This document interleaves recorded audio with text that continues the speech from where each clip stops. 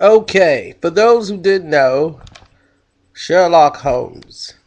Sherlock Holmes in the Game of Shadows, the sequel.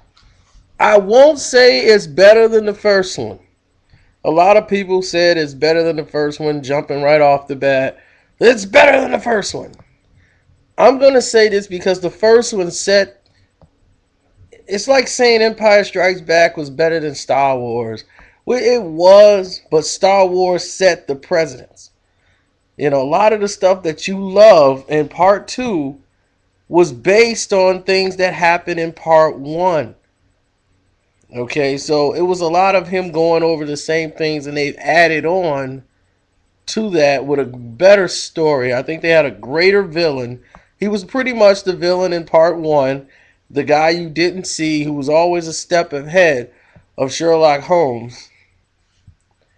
And in this one, you get to see his face and they meet, and it's a lot of verbal chattery, just battling each other, but they were respectable to each other, even while they're battling each other mentally. It's all a game to them. And he's positioning for a war, and Sherlock Holmes is positioning to figure out his plot, stop his plot, and then take him down in the process. If you read the books, these two go back and forth a lot in their conquests, but in this movie, this is like one big climactic battle. Or is it? It's action packed. Watson, who's his sidekick, played by Jude Law, him and Robert Downey Jr., their dialogue going back and forth is excellent. It's even better than the first one when it comes to that dialogue in this movie. I think at this point, the villain was the key here.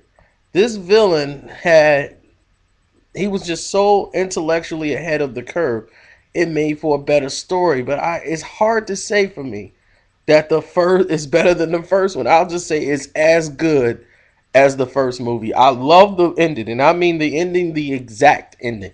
When it ended the way it did, I love that. The very last scene is perfect to how you would end a movie.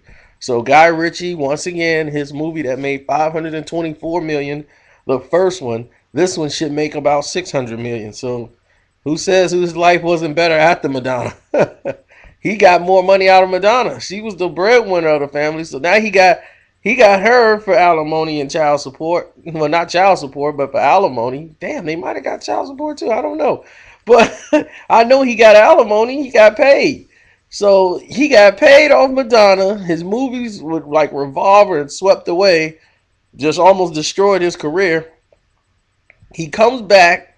Rock and Roller Part Two is coming out, and then he's got a couple other things coming out, but he's back, baby. Sherlock Holmes has brought him back full circle. So if he does a sequel to Snatch, I'm all for it.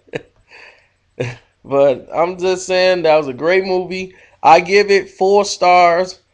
That's it. If you can see my fingers, 4 stars. And I will do the Mission Impossible on another video. Peace.